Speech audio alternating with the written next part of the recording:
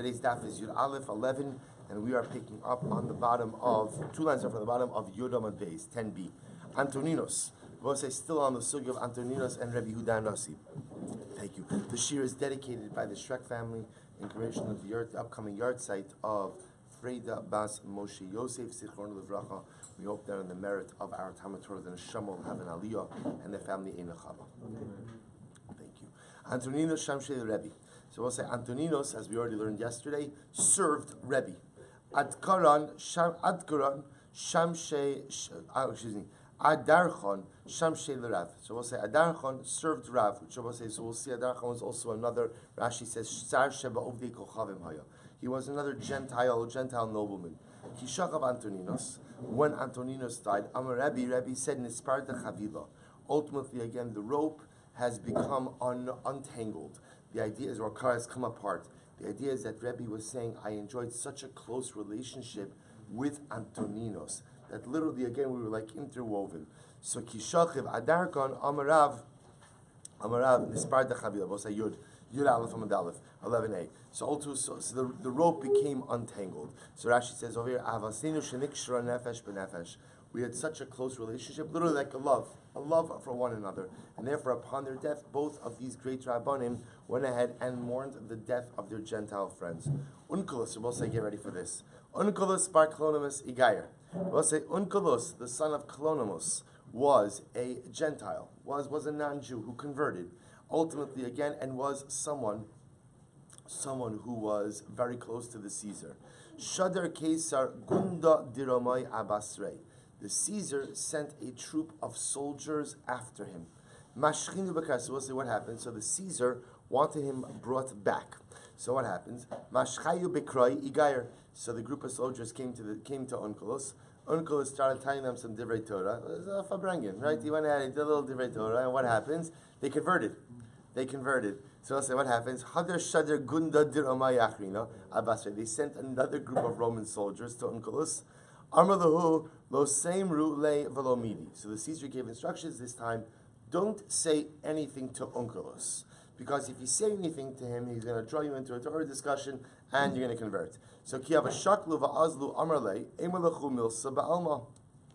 So what happens as they're taking Onkelos back to the Caesar? So he said to them, "Do you mind if I just share with you just a passing thought? Not Torah, just a passing thought." So what's the passing thought? So let me be clear. The Caesar said to them, "Lo seimru le velomidi." Caesar commanded them, do not engage him in conversation. So what Onkelos does is, okay, I got it. I'm getting a silent treatment from you guys. You can't engage me. Do you mind if I tell you something? So what happens? So sure. What does he say? Nifyura nakat nura kami pifyura. Pifyura leduchsa. Duchsa lehegmona. Hegmona lekuma. So we'll say these are all different names of different types of Roman officers. The idea is that the lower officer always carries the torch for the officer higher than him. And the higher officer then carries the torch for the officer higher than him. So the last one is the Hegmona carries the torch for the Kuma. The Kuma is the king. The Kuma is the Melech. Kuma mi nakat nura mikame. So the Gemara says, Kuma mi nakat nura mikame inshi. Would the Kuma, would the king ever go ahead and carry the torch in front of people? In other words, of course not. The way it works in the Welt, the way it works in the world is that ultimately, again, someone who is lower carries the torch before someone who is greater. Someone who is greater does not carry the torch before someone who is lower. So would the king carry the torch in front of Stama person? And of course the answer is no. Amar lo. They said, of course, the king doesn't carry a torch for a commoner. Amar lu HaKadosh Baruch Hu nakat nura kume Yisrael. But amazingly enough, what does the pasuk say? The pasuk says, most of this week's parasha. This week's parasha. So what does the pasuk say? V'chsev Hashem holech lifneihem yomam. So Onkelos says to the Romans, he says, look how great HaKadosh Baruch Hu is. That the king carries the torch in front of the nation. The king carries the torch in front of the commoner. Igayer, they converted.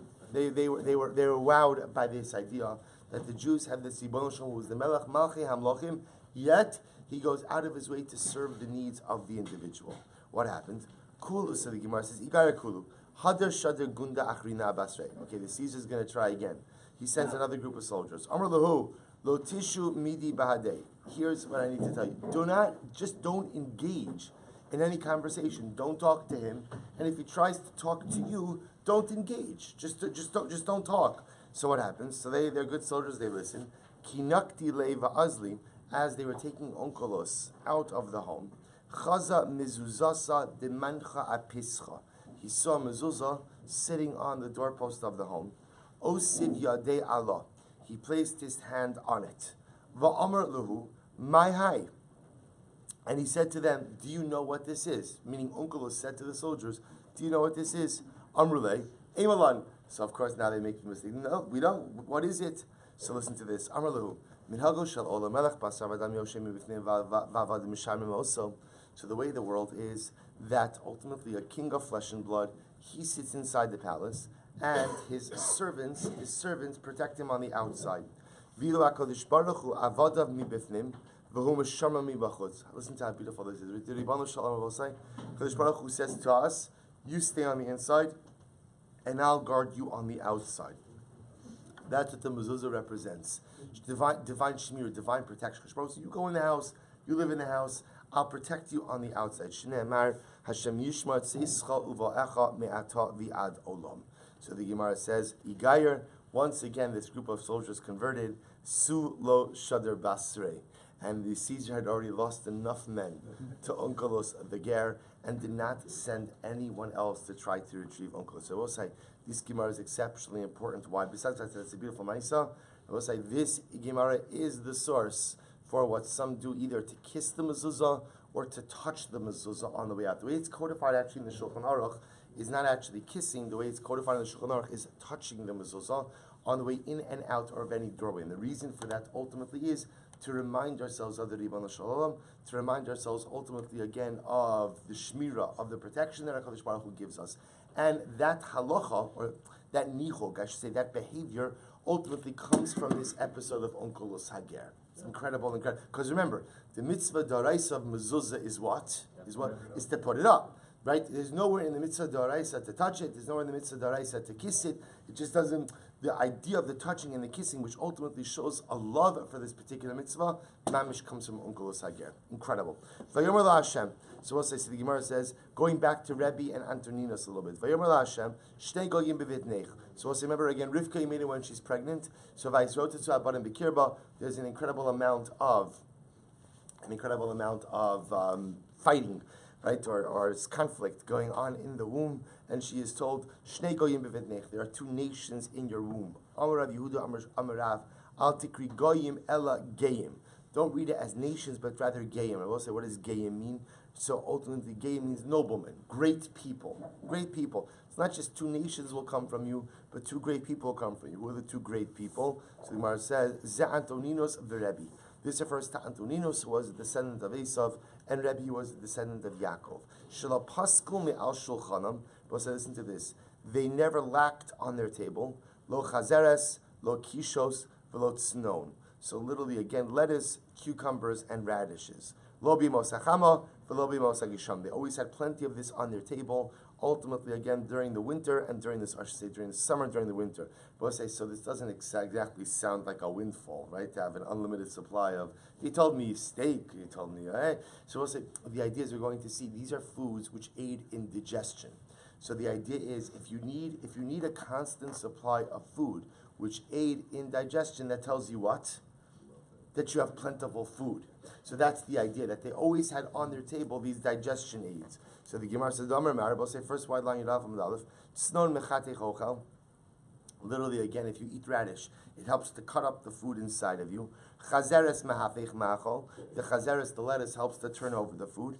Kishos marchiv me'ayim. And the cucumbers, they help to enlarge the intestines. So we'll say, again, all aiding in digestion. I v'hod Tana de Rabbi Shmuel. Lama nikra shma kishun. But one second. Tana de Rabbi Shmuel said, why are they called kishuin? Mipnei shekashin legufa shel adam. Because kicharavos. Because kishuin cucumbers can be as harmful for the body as sharp swords.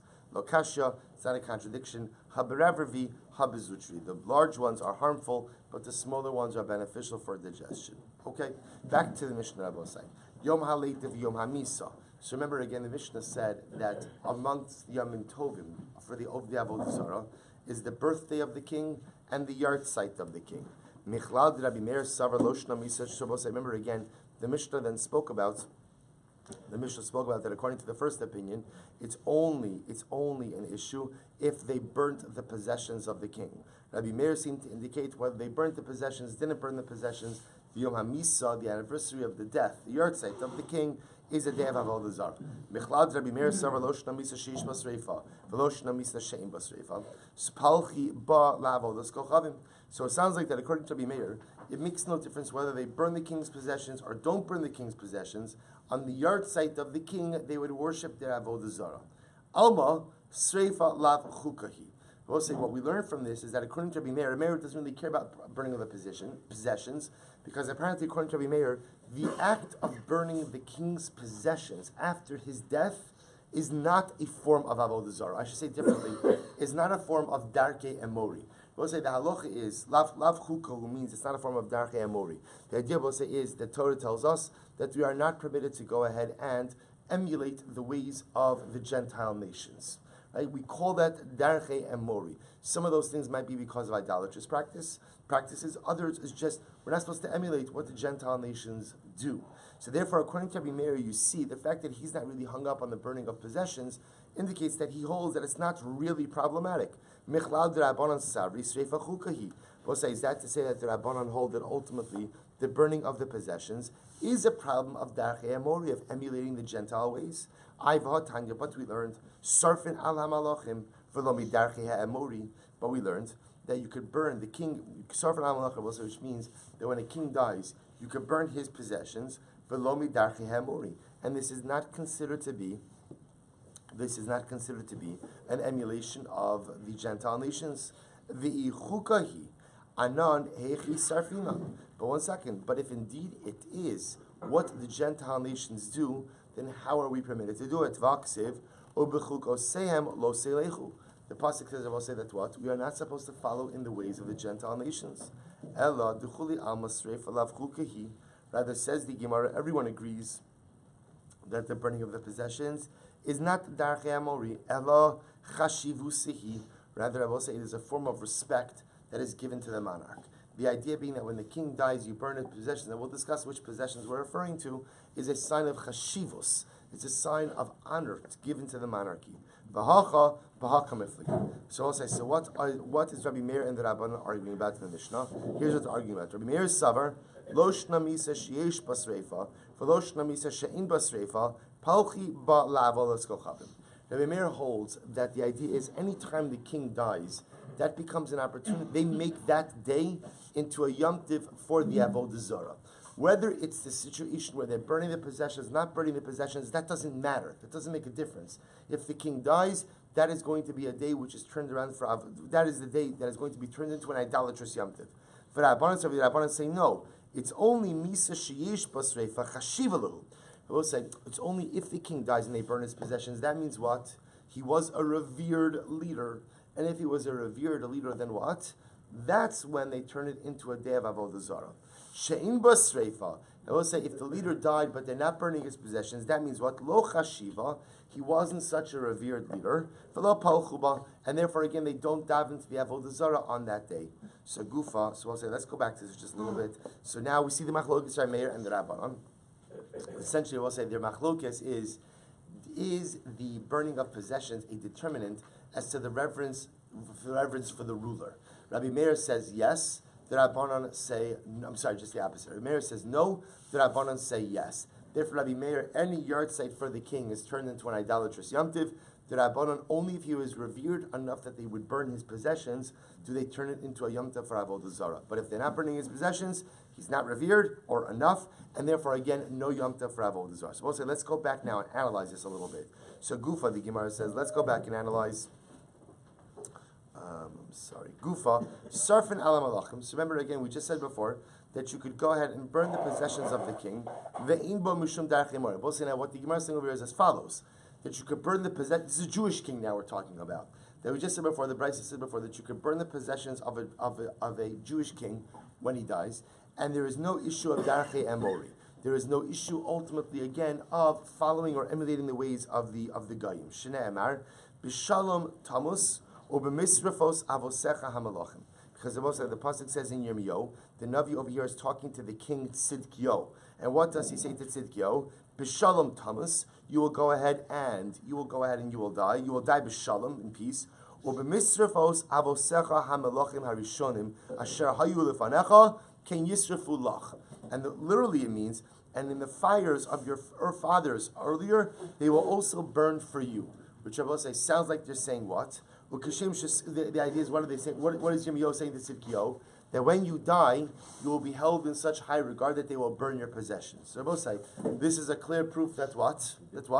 That we burnt the possessions of Jewish kings. Obviously, if Yirmiyahu HaNavi is telling Tzidkiyahu that we're going to do this for you, is an indication that it's not Darach Amori. We'll say, just to obviously understand, any time that there is a rational explanation for something, then usually, there are exceptions, usually it does not fall under the category of Darach Amori. Let's well say there are many things that we do that are like the Gentile nations, right? The way we dress is like the Gentile nations. So the idea is, if there's a rational explanation for it, then usually it does not fall under the category ultimately of Darach Amori. What the Gemara is suggesting over here is, as we'll explore this a bit more, there is a rational explanation, understanding for why we burn the possessions of the king. Even though I will say, interestingly enough, one would think it's Batashchis, but we'll discuss why it's not. So the idea over here is that Yirmiyahu is telling Tzidkiyahu, you're going to die in peace, and they're going to burn your possessions as a sign of covet for you, of reverence for you, as they did for your fathers. So you see from here that it's not Darach Amori. The same way that we burn the possessions of the king, so too, I will say they would burn the possessions of the Nesiim, of the Nasi as well. So we'll say, when we say that we burn the king's possessions, what are we talking about? To which the Gemara says, Mitasan, the king's bed, Ukli Tashmishan. And I will say, the utensils that were used by the king on a daily basis. The idea being, I was saying, that when the king, part of the covet we give to a king is that it's not appropriate for someone else to use the king's stuff. It's not appropriate. It's a lack of covet. Therefore, again, the king's bed, that's destroyed. Right? The king's daily utensils, the things that he used, we'll discuss a couple of other things as well, those were also destroyed. Again, so it's not all of his possessions, obviously, but it's the things that were most closely associated to him on a daily basis. Those were destroyed, those were burnt as a sign of covet to him. So the Gemara says, when Rabbi Gamliel HaZaken died, the Saraf alav unkulos hager shivim mana tsuri. So we'll say what this literally sounds like is when Rabbi Gamliel died, Unculus the convert. They will say, by the way, you understand, this idea that we call it Unculus Hager, which they will say, normally when somebody converts, so we generally don't go ahead and make reference to their convert status. So you see, by some people, we do Unculus Hager, it's always known as Unculus Hager. Rus is always known as Rus HaMoaviyah, right? Always known as the Moabite. I will say, there are some people whose story is so dramatically moving, who gave up so much, because they had this incredible pull to HaKadosh Baruch Hu, that the very mention of their name is inspiring. We just learned the story of Onkelos. If he's important enough that the Caesar is sending multiple legions to go ahead and get him, that shows you how accomplished he was, that shows you probably how wealthy and how much influence he had, yet he gave it all up for HaKadosh Baruch Hu. Rus, mother of David HaMelech, a Moabite princess, gives up everything for what she thought would be a life of privation and difficulty. It turned out differently, but all the shit is incredible. So when Rabbi Gamliel died, Unculus Hager burnt. Now we'll say it literally sounds like that he destroyed 70 mana of Tyrian of Kesef Tsuri. So one second. One second. Why is he destroying money? We just said before, the only thing you destroy is what we're saying. The utensils used by the great person on a daily basis. No. What it means is, Ema b'shivim amanatsuri. So we'll say what it means is that when Rabbi Gamliel died, Unculus burnt the possessions, the possessions used on a daily basis by Rabbi Gamliel, and they were worth 70 manatsuri. So Gemara says, Umidi achinalo. Now is that it? Do we only destroy the bed of the king and the clay tashmish and the utensils that he uses on an everyday basis? But we learned, Okrin al hamalachim vein bomishum darche amori. We'll say, listen to this. If you look at Rashi, Okrin, behema hagidin levad shal parsoseh oker v'chotech. We'll say this is, I don't know what the technical term for this is. but they cut like the hamstring or the tendon of the king's horse. The idea is they cripple the king's horse so that he should not be able to gallop. The idea is that, and again, this is very dramatic because normally, again, we also have an issue of Tsar Ba'alei Chayim, but ultimately, again, we don't want anyone else riding on the king's horse. So because of that, essentially, again, we prevent it from galloping. So the Gemara says, you could go ahead and cut the we'll call it the hamstring or the tendon of the king's horse, and there's no darchei mori. What that's referring to is dafka, the horse that he rode on. Meaning, if the king has a large stable, obviously we're not going to do it to all of the horses. But if there was a particular horse that the king rode on, we'll go ahead and we'll cut the tendon of that horse. Are you telling me then that by other animals which belong to the king, we don't do that? They will say if you're going to prevent the animal, ikor means the process of making sure the animal can't gallop. So if you do it in a way which makes the animal a treifa, it's aser. But if you do it in a way which doesn't make the animal a treifa, it's mutter. Ve'ezahu ikor she'ein bat treifa. They will say, how do you go ahead and literally prevent the animal from galloping and not make it a treifa? Amud Bezer will say, that is hamanasher parsoseha min ha'arkuva ulemata. We'll say that refers to someone who cuts the tendon min ha'arkuva. So that's a part of the leg of the animal and below. So Rashi says over here, "Aval min ha'arkuva ulemala treifa alma mida asla treifa bebehema doraskinon utaora my clay tashmashika." So both say what the Gemara is essentially saying is as follows. The Gemara is saying is, okay, you want to go ahead and cut the tendon or cut the hamstring of the king's animal so that it can't gallop anymore. That's fine, but you can't do it in a way which makes the animal a treifa. Can't make the animal into a treifa. They're both saying the laws of treifa only apply to what? To kosher animals. So it's obviously not talking about the king's horse, because treifa doesn't apply to a horse. Now I will say, you just said before that the only animal that you can handicap is the king's horse, but yet here the Bryce is telling me that you can handicap the king's animal, but you can't make it into a treifa. If it's talking about a treifa, then it's talking about a kosher animal. If it's talking about a kosher animal, then presumably the king is not riding on a kosher. What is the king riding on? An ox, right? The king is riding on a sheep, right? What is he riding on? Obviously, it appears to be from here that they were going ahead and cutting the tendons of all of the king's animals and not just the horse that he rode on. To which the Gemara says no. Bosa Yud Aleph from the base, second line. Tirgimara Papa Be'egla Hamosheches Bekaro. We're talking about the ox or the calf which pulled the king's wagon. So sometimes the wagon was pulled by horses. Sometimes the wagon was pulled by other beasts of burden. It was pulled by an ox or it was pulled by a cow. Se'inachinami, the animals that drew the king's wagon, the animal that pulled the king's wagon, the king's chariot, the king's wagon. So ultimately, again, those have the status of what? Of the animal upon which the king rode, and therefore, again, would have the process of ikor, would have the tendon or the hamstring cut in order that they could not go ahead and gallop. So we'll say, by the way, this was done. We know historically this was done for Jewish kings as well. Their immediate possessions, what we call the possessions used on a daily basis, plus, again, the animal that they rode upon ultimately was destroyed. It was often destroyed, not the animal. The animal was just handicapped. But ultimately, the possessions were destroyed, really in a demonstration of incredible kavod for the melech. Good. Weiter. Yom Tag Lachas Zekano. So let's remember again, the next Yom Tov was the day in which you trim your beard. So remember again, the Gemara spoke about the day of the trimming of your beard, and the bluriso, and your bluris. Remember again, what was the bluris? They would often grow out like a tuft of hair, right on I don't know, a mane. Isn't that by an animal? Same idea. Good. Right? They grow out the hair. They grow out the hair in the back, a ponytail type of thing. And what would happen? So we'll say, if Gemara has the following kasha: Ibailu heichi katani. So how do you read the Mishnah? Yom taglachas sekano v'hanachas bloriso. Oh, Dilma Yom taglachas sekano v'avaras bloriso. We'll say, how do you read the Mishnah? Was the Yom Tov on the day that they trimmed their beard but left the bloris, or the day that they trimmed their beard and removed the bluris? Tashmas. We'll say, meaning which just try to figure out what was the Yom Tov. Is it shaving of the beard, leaving of the bloris, or shaving of the beard and the cutting of the bloris? Tashma.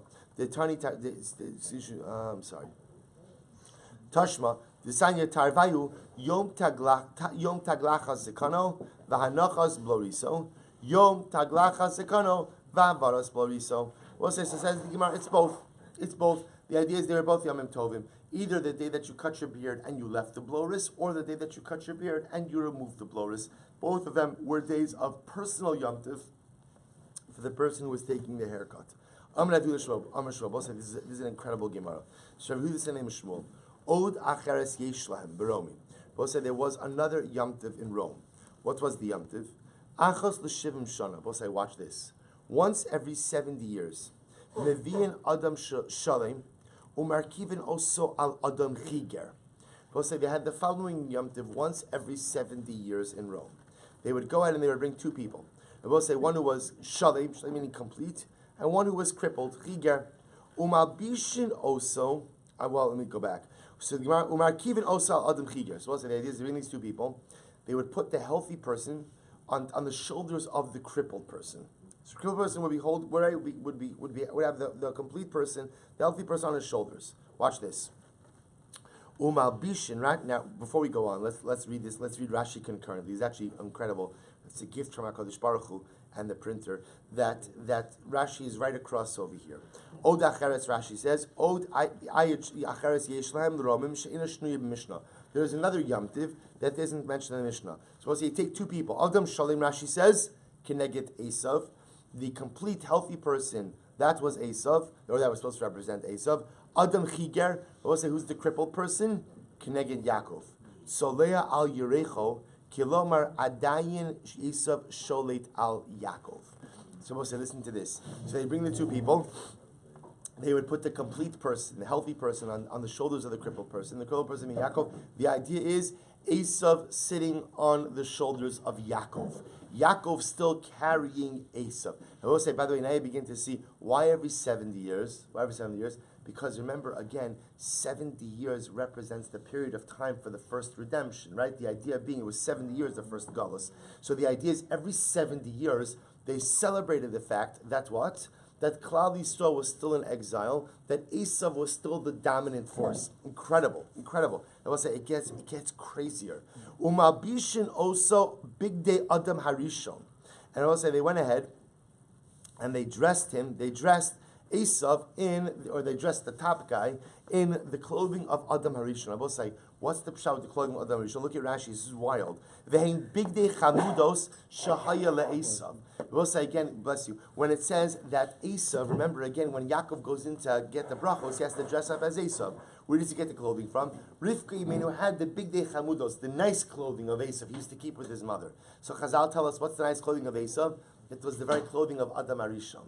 So I will say, so they would go ahead and the top guy would wear the clothing of Adam Harishon. Whether they actually had, the Gemara says they actually had the clothing, or at the end of the day they made a replica of it. The point is he's wearing Adam Harishon.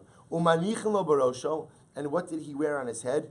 Karkiflo shel Rabbi Shmuel. We'll say this is so dramatic. Rashi says, Karkiflo shel Rabbi Shmuel, Kohen Gadol. Remember, this is Rabbi Shmuel ben Elisha, who was the Kohen Gadol and who was one of the Asar Arugei Malchus. Actually, according to the Medrash, he was the first. He was the first of the Asar Arugei Malchus. So Rabbi Shmuel Kohen Gadol, Rashi says, Arugei Malchus hayo. Remember again this dramatic and tragic story. When we talk Yav Nichnas Belev Bas Keser V'Shita or Panav V'Chanta Ba'afar Simon Shete Mikuyemes V'Lo Yishtana V'Adai Munach Begin Zeromi. So remember again, I will say in a brutal death.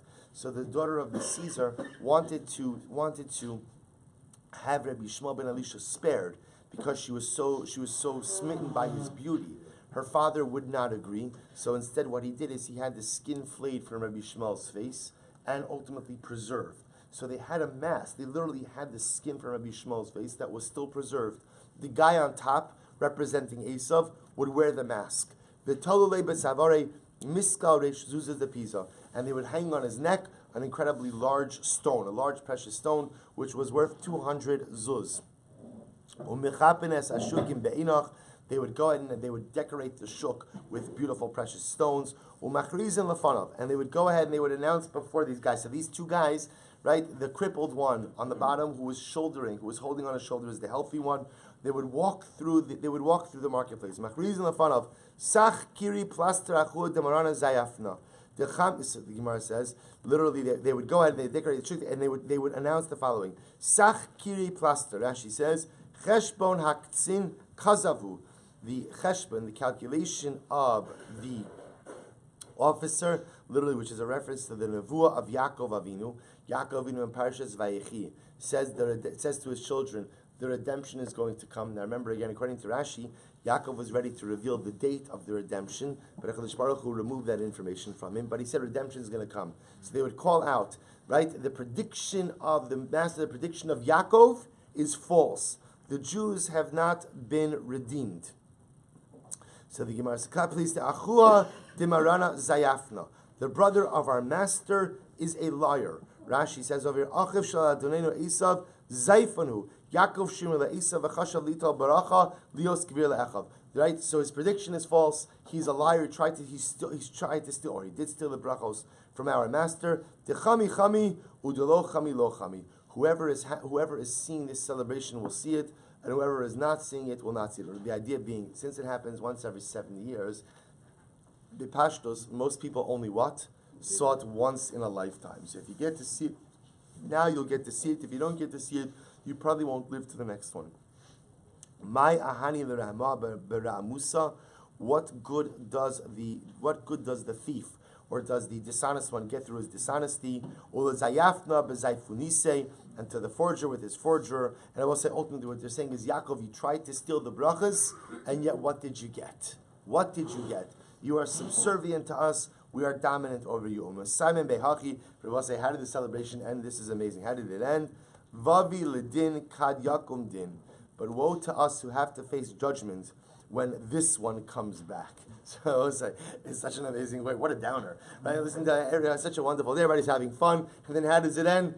You know, guys, we do know we will have to pay for this, right? We do know that at the end of the day, when Mashiach comes, Tchias HaMesim occurs, Yaakov will become dominant.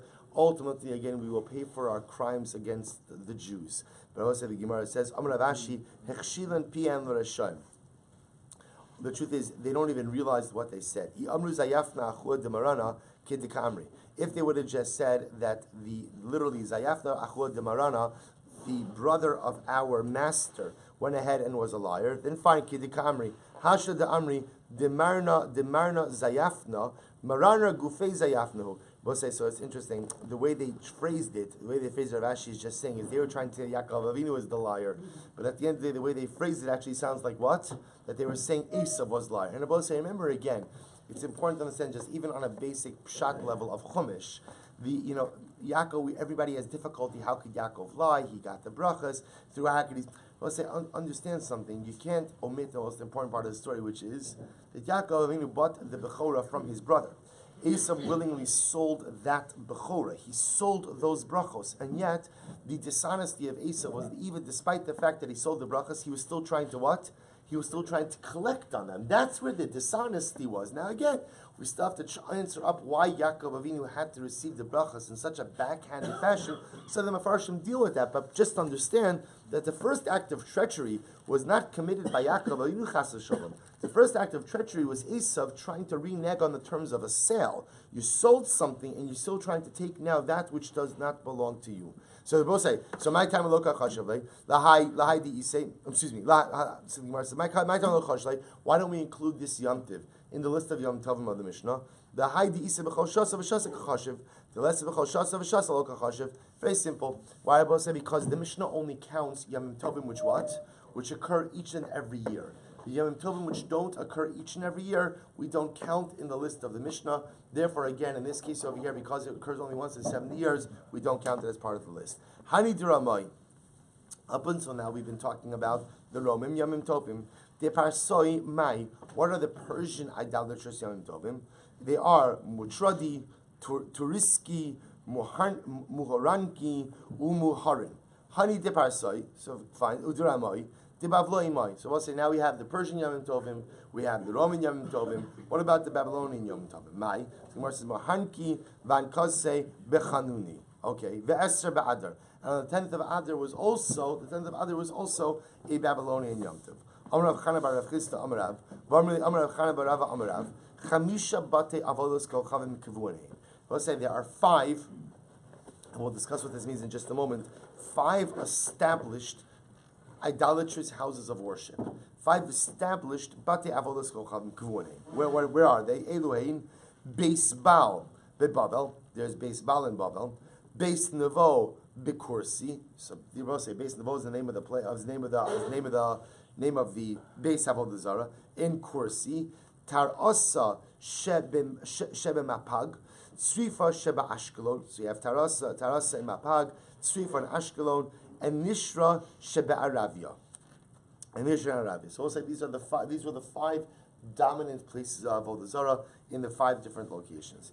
Kias Rav Dimi, when Rav Dimi came along, they said, Hosifu Alein Yerid Shebe'in Bechi, Nidbecha Shebe'ako. He added in 2 more places, Yerid in Ein Bechi, and Nidbecha and Ako. Ika Da'amri, Nisbera Shebe'ako. Others say ultimately, again, it's a reference to Nisbera and Ako. Fine. Rav Dimi Nardoi, Masnibcha. We'll say Rav Dimi from Nardoi had a different version. He said, Yerid Shebe'ako, Nidbecha Shebe'in Bechi. Okay. Amrali Rav Chanan bar Rav Chisda, my kivuanein. We'll say, what does that mean? We'll say first wide line of Yud Aleph Amud Beis. What does it mean when it says that they are kivuin? What does it mean? We'll say there are many, many more than 5 houses of idolatrous worship, right? But what does it mean ultimately again that these are kivuin? What does that mean that they're established? Amrli hachi amar avua di'imach. This is what the father of your mother said. Kivuin hein leolam tedira kulu shasa. Tedira kula shasa palchuluhu. We'll say what it means is as follows. There are a lot of shtiblach, apparently, by the akum, right, by the Ovdei Kochavim, but these 5 places are kivunim at what? There are services every day. Services every day. So the idea is there's tefillas here every single day, there's avodah zarah every day, that's what makes them kivunim. There are other places, Rabbosai, which may operate at different intervals, but these are the 5 dominant locations in which services to the avodah zarah are held on a daily basis. Amr Shmuel, so let's listen to Shmuel, said, Bagola, Eino Asr Ela Yom Idam Bilvad. So Shmuel says, Rabbosai, this goes back to what we learned before, that ultimately, again, in Galus, there are no real Ovdei Kochavim. Right? The real Ovdei Kochavim live in Eretz Yisrael. Those are the Shtarkers, right? Outside of Eretz Yisrael, the truth is they're a little bit like off the derech Ovdei Kochavim. They do it, but they're not really so committed to it. So the idea, therefore, is as a result, Shmuel says, the only commerce restrictions are on the day of the Yom Tov itself.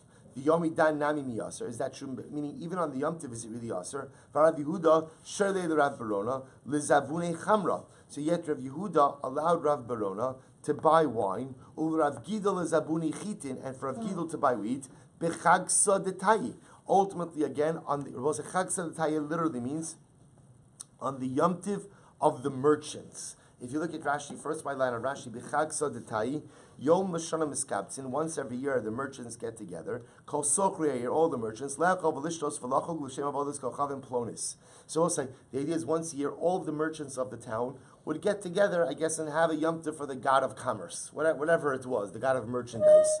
So both I see, yet, what do you see over here? That Rav Yehuda allowed Rav Berona and Rav Gidl to buy merchandise even on the Yom Tov itself. To which the Gemara says, Shiny Chag Sadatayi to Lo Kaviyah. The Yom Tov of the merchants is different. Why, Rabosai? Because it's not an established day. And because it's not an established day, Rashi says, the Lo Kaviyah, in Choshesh and Lo Kolkach, Imein Osala B'Chos Shana. Because it's not an established day, therefore what? They don't even do it every single Yom Tov. And because they don't do it every single Yom Tov, therefore, every single year, therefore what? Therefore, again, it's not a real Yom Tov. Because it's not a real Yom Tov, the commerce restrictions don't apply. So both say the way the Gemara ultimately ends off is by saying that in Chutz La'aretz, the commerce restriction is only on the day itself, not like the 3 days before, like we saw in the first Mishnah. Furthermore, it's only on Yom Tovim, which occur every year, as we saw before. But Yom Tovim, which don't occur every year, don't have a set date, the commerce restriction won't apply even on the day of the Yom Tov itself. We'll say we'll stop over here, share with you a short idea on the parasha. First Black Friday, yeah.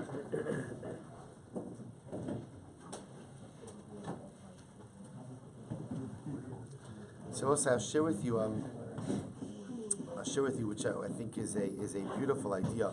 Two concepts that ultimately, again, will bring together. Of course, in Parshas B'Shalach, so the incredible and overwhelming episode which occurs is Kriyas Yamsuf.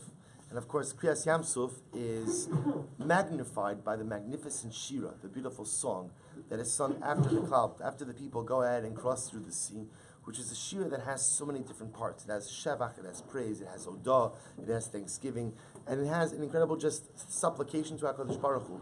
So in it, of course, Klal Yisrael says, Moshe Rabbeinu leads them, and he says, Zeh keli va'anveyu elokei avi va'arom imenu. This is my God, and I will exalt him, the God of my father, and I will praise him. So the idea over here is we're making reference to almost two different HaKadosh Baruch Hu's. There's the Zeh Keli, this is my God, Elokei Avi. So there's a beautiful insight by the Belzer Rebbe. So the Belzer Rebbe says, I want to quote it to you. He says, Zeh Keli, Bechvodo nigla aleim, vayumaren oso be'etzba. Rashi HaKadosh points out over here, and he says, when it says, Zeh Keli, this is my God. So Rashi says, literally, they were able to point to HaKadosh Baruch Hu. They were able to say, Zeh Keli, this is my HaKadosh Baruch Hu. Pointing to God, the Gemara says, Ra'ah shifcha layam, a maidservant on the sea saw what the Navi Yecheskel ben Buzi did not see himself. Zeh Keli, this is my God. They were able to see HaKadosh Baruch Hu. So the Rebbe says something absolutely amazing. He says, Misharoem nisim v'neflos, kigon kriyas yamsuf, umarim be'etzba zeh keli v'anveyu, zohi madrega gedola. We'll say the ability to see HaKadosh Baruch Hu in miraculous activity is obviously a great accomplishment. But there's something even greater than seeing God in the miraculous activity, says the Rebbe. Gidola mimena dargos elokei avi va'arom imenu. We'll say even greater than Zeh Keli v'anveyu, even greater than seeing God in the miraculous activity of life, is the ability to say ve'elokei avi va'arom imenu, the God of my father, and I will exalt him. What does that mean?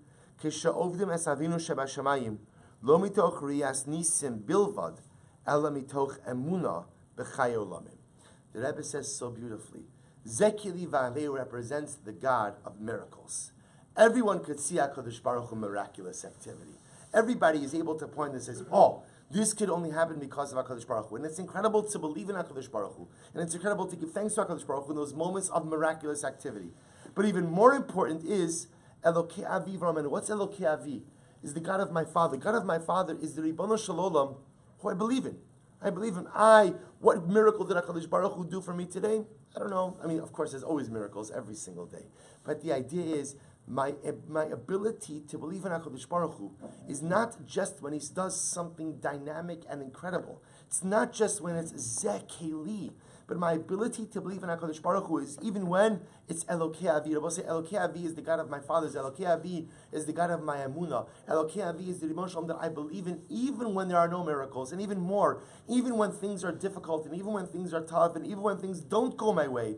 I still believe in that HaKadosh Baruch Hu. That's the Elokei Avi. That's the HaKadosh Baruch Hu I believe in because I have a strong sense of emunah, because I have a strong sense of belief. Here, Klal Yisrael is recognizing two different levels of relationship with HaKadosh Baruch Hu. There's the Ribono Shel Olam we relate to through the prism of miraculous activity, the Ribono Shel Olam who comes through in difficult times, and then there is Elokei Avi, the God of my father, the Ribono Shel Olam of Emunah, the Ribono Shel Olam ultimately, again, who I work on every single day to believe in, who I work on and seeing even in the regular, ordinary things in life, Rabbi say. There's the God of miraculous activity, and there is the God of everyday life. And sometimes we love the God of miraculous activity, but we forget Elokei Avi. We forget ultimately, again, the everyday HaKadosh Baruch Hu. Rabbi say, we've spoken about this concept many times. The Stipler Gaon has a beautiful insight that in Modim, in Shorn Essay we say, we thank HaKadosh Baruch Hu, Modim anachnu lach, we thank HaKadosh Baruch Hu for al nisecha shebechol yom imanu. Thank you, HaKadosh Baruch Hu, ultimately again for the miracles you do for me every single day. I was saying, we're surrounded by miracles every day. A person got up this morning and the parts of their body are working. I know I'm saying things that everybody always knows, but the truth is the most important things in life are the things that we already know, but for some reason we seem to forget. We're surrounded by miracles every single day. The Ribono Shel Olam does so much for us. So when we're in trouble and something dynamic occurs, so then, Zekeli, there's HaKadosh Baruch Hu.